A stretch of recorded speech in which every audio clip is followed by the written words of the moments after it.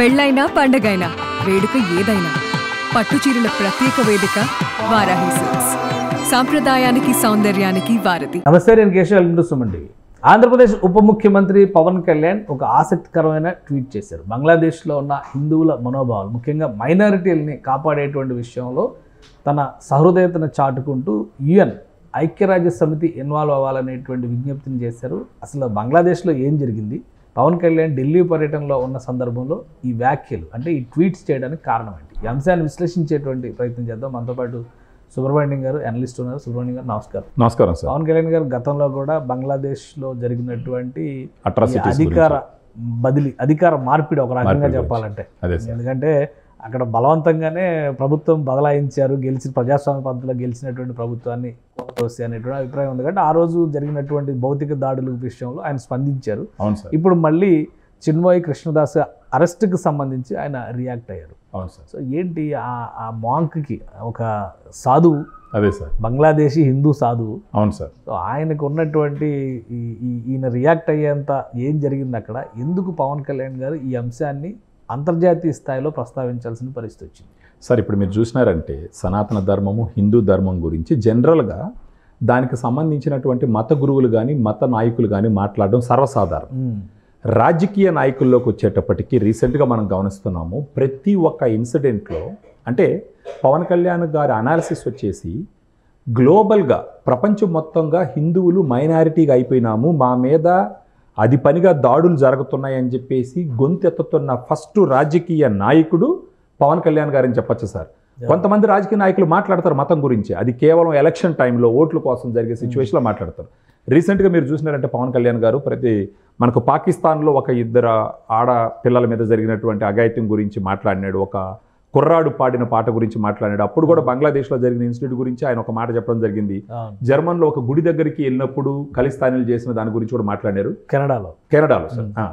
ఇదే విధంగా ఇప్పుడు బంగ్లాదేశ్లో ఇప్పుడు శ్రీ రవిశంకర్ గారు అక్కడ చిన్మయి కృష్ణదాస్ అనేటటువంటి ఒక ఇస్కాన్ గుడిలో పనిచేసేటటువంటి ఆధ్యాత్మిక గురువు.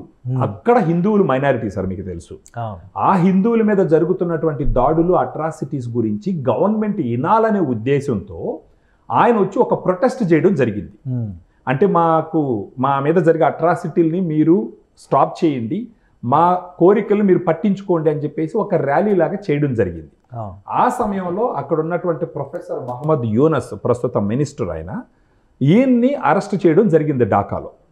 దీన్ని చూసిన రవిశంకర్ గారు కొంచెం వైల్డ్గానే రియాక్ట్ అయినారు. యాక్చువల్గా రవిశంకర్ గారు ఏం చెప్పడం జరిగిందంటే, మీకు నోబెల్ శాంతి బహుమతి ఇచ్చినటువంటి నేపథ్యం ఉంది ప్రొఫెసర్ మహమ్మద్ యూనస్ గారు, మీకు ఇలాంటి నేపథ్యం ఉన్న వాళ్ళల్లో ఒక మత గురువు వాళ్ళ హక్కుల గురించి మీకు తెలియజేయడానికి చేసినటువంటి ప్రయత్నంలో ఆయన అరెస్ట్ చేయడం వల్ల మీకు వచ్చే మంచి ఏంటి, అక్కడ వచ్చే జనాలకు వచ్చే మంచి ఏంటి, మీ దేశానికి వచ్చే మంచి ఏంటి, ఇమ్మీడియట్గా ఆయన్ని రిలీజ్ చెయ్యండి, మా హిందువుల మీదనే ఎందుకు ఇలాంటి దాడులు చేస్తున్నారు, మీరు కూడా ఎందుకు ఇలా ప్రవర్తిస్తున్నారు, సో దీన్ని మేము ఎట్టి పరిస్థితుల్లో అంగీకరించము, ఒక డిమాండ్ పెట్టినాడు ఆయన. ఈవెన్ మన ఇండియన్ గవర్నమెంట్ మీద కూడా ఒక డిమాండ్ పెట్టినాడు.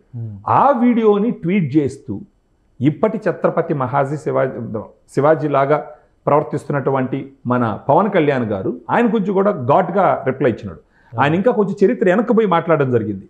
మీ బంగ్లాదేశ్ని పాకిస్తాన్ నుంచి విడిపించడంలో మా సైనికులు రక్తాన్ని దారబోసినారు, మా సైనికులు జీవితాన్ని దారబోసినారు, మా వనరులు మీకు ఖర్చు పెట్టినాం, మేము ఇంత మేలు చేసి మీకు స్వతంత్రం తీసుకొచ్చి పెడితే అక్కడున్న మా మత గురువుల్ని మీరు అరెస్ట్ చేయడం ఏంటి, మిమ్మల్ని నేను ప్రార్థిస్తున్నాను, అభ్యర్థిస్తున్నాను, ఇమ్మీడియట్గా ఆయన రిలీజ్ చేయాల్సిందిగా, అదేవిధంగా ప్రపంచం మొత్తం దీన్ని ఖండించాలి ముక్త కంఠంతో అని చెప్పేసి కొంచెం గట్టిగానే, మేము లేకపోతే మీకు స్వతంత్రం లేదు, అలాంటి స్వతంత్రం మేము మీకు గిఫ్ట్గా ఇస్తే మా హిందువులు మైనారిటీగా ఉన్న మా వాళ్ళ స్వతంత్రాన్ని మీరు ఎలా లాక్కుంటారు అనేసి ఈరోజు ఆయన ఢిల్లీకి పోయి ఉన్నారు. ఫుల్ బిజీగా ఉన్నాడు. ఇంత బిజీగా ఉన్నప్పటికీ, అంటే ఈయన కేవలం రాజకీయ ఇది చూసే మనిషే కాదు సార్, ఇంత బిజీగా ఉన్నప్పటికీ ఈ విషయం తెలిసిన వెంటనే ఆయన చాలా ఘాటుగా స్పందించడం జరిగింది.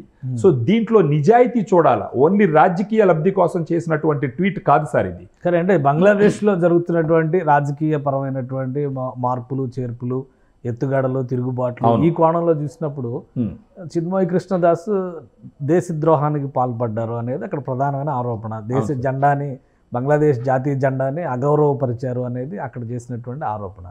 సో అంటే అది అంతర్గత వ్యవహారంగా చూడడానికి అవకాశం లేదా? పక్క దేశాల జోక్యం అనే దాన్ని యాక్సెప్ట్ చేసేటువంటి అవకాశం ఉంటుందా? ఎందుకంటే షేక్ హసీనా అక్కడి నుంచి వెళ్ళిపోయి ఇండియాలో శరణు వచ్చినప్పుడు కూడా రెండు దేశాల మధ్య కొంత ఉద్రిక్త వాతావరణం అని చెప్పలేం, కానీ పూర్తి స్థాయిలో కొంత అయితే ఇబ్బందికరమైనటువంటి పరిస్థితులు ఏర్పడ్డాయి. అయితే మహమ్మద్ యూనస్ ఎప్పుడైతే ప్రధానమంత్రిగా ఆయన బాధ్యతలు తీసుకున్నారో ఇంటరిమ్ గవర్నమెంట్కి, ఆయన హిందూ దేవాలయాల్ని దర్శించారు, అలానే రక్షణ కల్పిస్తామని భరోసా ఇచ్చారు. సో ఆ రెండింటితో పోల్చి చూసినప్పుడు ఇక్కడ ఎక్కువగా రియాక్ట్ అవుతున్నారేమో అనే సందేహం రావట్లేదా సార్? వాళ్ళు ప్రవర్తిస్తున్న ప్రవర్తనకి చేసేటటువంటి పనులకి సంబంధం లేదు సార్. మీరు అన్నారు ఇండియా జోక్యం చేసుకోవచ్చా అనేసి. ఈ ప్రపంచంలో బంగ్లాదేశానికి సంబంధించిన ఏ విషయంలో జోక్యం చేసుకునే హక్కు, అధికారం ఒక ఇండియాకి మాత్రమే ఉంది సార్. ఒకప్పుడు పాకిస్తానీల చేతిలో వాళ్ళు పడ్డటువంటి కష్టాలు అప్పుడు మనల్ని శరణు కోరినారు వాళ్ళు. అప్పుడు ఇందిరాగాంధీ గారు మన ఎంతో మందిని ఇచ్చేసి అక్కడికి వెళ్ళి వాళ్ళకి స్వతంత్రం ప్రసాదించినటువంటి దేశం మన భారతదేశం. అలాంటి మనం ప్రసాదించినప్పుడు స్వతంత్రాన్ని మన హిందువుల్ని వాళ్ళు హింసించడం అన్నది ఖచ్చితంగా మనం యాక్సెప్ట్ చేయాల్సిన విషయం కాదు.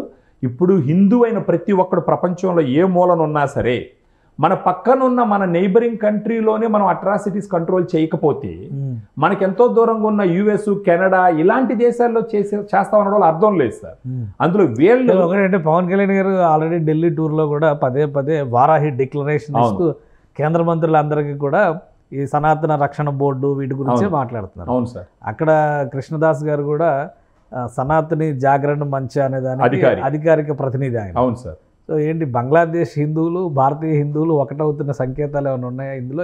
లేదా ఇది రాజకీయంగా జరుగుతున్నటువంటి ఒక వ్యూహాత్మక ఎత్తుగడగా చూడాలి? రాజకీయంగా చూడాల్సిన అవసరం లేదు సార్ ప్రస్తుతానికి. ఎందుకంటే రాజకీయంగా చూడాలంటే హసీనా గారు వచ్చినప్పుడే మన వాళ్ళు ఏదో చేసి ఉండాలి. అక్కడ మన వాళ్ళు పట్టించుకోకుండా తటస్థంగా ఉన్నారు. ఇది మనం ఒక హిందూ ధర్మ ప్రొటెక్షన్ గానే చూడాలి సార్. అందులో పవన్ కళ్యాణ్ గారు ఈ ఒక్క ఇన్సిడెంట్లో రియాక్ట్ అవ్వలేదు సార్. జరుగుతున్నటువంటి వివిధ ఇన్సిడెంట్స్ అన్నిటిలో ఆయన ప్రతిసారి ఆయన గొంతెత్తి ప్రపంచాన్ని అభ్యర్థిస్తున్నాడు. దయచేసి మీరు ఇంటర్వ్యూన్ అవ్వండి, మా హిందూ మైనారిటీ మీద జరిగేటటువంటి ఈ కుట్రలు కుతంత్రాలని ఆపండి అని చెప్పేసి ప్రతిసారి అడుగుతున్నాడు ఆయన.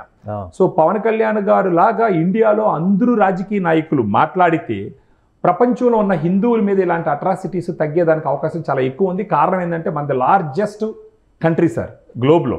అలాంటప్పుడు ఎక్కువ మంది వాయిస్ అవుట్ చేస్తే ఖచ్చితంగా హిందువుల మీద జరిగేటటువంటి ఈ అట్రాసిటీస్ని, ఈ దాడుల్ని ఆపేదానికి అవకాశాలు మెండుగా ఉన్నాయి. సెంట్రల్ గవర్నమెంట్ రియాక్ట్ అయ్యిందంటారా? ప్రధానమంత్రితో కూడా భేటీ అయ్యారు కదా పవన్ కళ్యాణ్ గారు. ఈ ఇష్యూలో కేంద్ర ప్రభుత్వం జోక్యం చేసుకునే అవకాశం ఉంటుందా?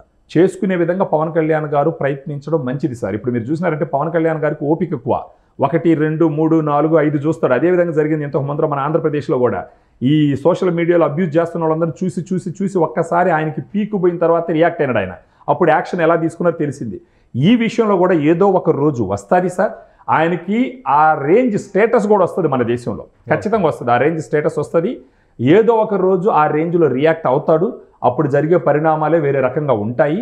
ఖచ్చితంగా ఎవరో ఒకరు హిందూ ధర్మాన్ని, మన సనాతన ధర్మాన్ని కాపాడాల్సిన అవసరం ఉంది సార్. దాంట్లో మన తెలుగు వ్యక్తి అయినటువంటి పవన్ కళ్యాణ్ గారు ప్రతి ఒక్క విషయంలో స్పందించడం మనం నిజంగా అదృష్టవంతులవి. మన భారతదేశంలో, మన ప్రపంచంలో ఉన్న ప్రతి ఒక్క హిందువు గర్వంగా ఫీల్ అవ్వాల్సినటువంటి ఒక విషయం ఏంటంటే పవన్ కళ్యాణ్ గారు అది పనిగా ఎంత బిజీగా ఉన్నప్పటికీ దీని గురించి మాట్లాడడం అన్నది మనం అందరం ముక్త కంఠంతో ఆయన్ని అభినందించాలా, ఆయన ప్రోత్సహించాలా. ఆయన ఏదైనా ఒక డెసిషన్, ఇప్పుడు ఆయన ఒక డెసిషన్ తీసుకున్నాడు సార్, అందరం కలిసికట్టుగా దీన్ని ఎదుర్కోవాలని చెప్పేసి. మనలాంటి వాళ్ళు కూడా దీని మీద ఒక క్యాంపెయిన్ రన్ చేయడం ఎంతైనా అవసరం సార్. ఇప్పుడు ఎక్కడో ఒక ఆడబిడ్డకి అన్యాయం జరిగిందంటే కొవ్వొత్తులెత్తి బజార్ మీదకి వచ్చేటటువంటి సిచ్యువేషన్ ఉన్నప్పుడు మన పక్క రాష్ట్రంలో మన హిందువుల మీద జరుగుతున్నటువంటి అట్రాసిటీస్ని ప్రపంచం మొత్తం చూసే విధంగా ఒక క్యాంపెయిన్ లాగా తీసుకెళ్లాల్సిన అవసరం ఎంతైనా ఉంది. మీడియాలో ఉన్న మనబోటోളം అందరినీ చైతన్యపరచవలసినటువంటి బాధ్యత కూడా మన మీద ఉంది. ఖచ్చితంగా దీన్ని సీరియస్గా తీసుకోవాలి సార్. పవన్ కళ్యాణ్ గారిని అభినందించాలి. ఆయన ఇంకా దీన్ని గట్టిగా ముందరికి తీసుకొని వెళ్ళాలన్నది నాలాంటి వాళ్ళ అభిప్రాయం sir. Right. Thank you Subrahmanyam గారు విశ్లేషణ అందించింది. ఇది బంగ్లాదేశ్లో మైనారిటీలుగా ఉన్నటువంటి హిందువుల పైన అధికార మార్పిడి జరిగిన తర్వాత వరుసగా జరుగుతున్న వేధింపులు, అలానే చిన్మయ్ కృష్ణదాస్ అరెస్టు వెనక రాజకీయ కుట్రలు ఉన్నాయనేది బంగ్లాదేశీ హిందువులు చేస్తున్నటువంటి ప్రధాన ఆరోపణ. ఇప్పుడు ఏపీ ఉప ముఖ్యమంత్రి పవన్ కళ్యాణ్ దీన్ని జాతీయ స్థాయిలో లేవనెత్తేటువంటి ప్రయత్నం చేశారు. యుఎన్ ఇంటర్వ్యూన్ కావాల్సినటువంటి అవసరం ఉందని ప్రస్తావిస్తున్నారు. అధికార మార్పిడి జరిగినప్పటి నుంచి కూడా బంగ్లాదేశ్లో హిందువుల పైన అనేక రకాల అకృత్యాలు జరుగుతున్నాయి కాబట్టి పక్కనున్నటువంటి దేశంలో స్పందనలు కూడా అవసరం. అలానే పవన్ కళ్యాణ్ వాదనకి మద్దతు ఇవ్వాల్సిన బాధ్యత అందరిపైన ఉందని సుబ్రహ్మణ్యం గారు విశ్లేషిస్తున్నారు. ఇది special discussion. Keep watching. Suman టీవీలో మీ పర్సనల్ అండ్ బిజినెస్ ప్రమోషన్స్ కోసం కింది నెంబర్కి కాంటాక్ట్ చేయండి.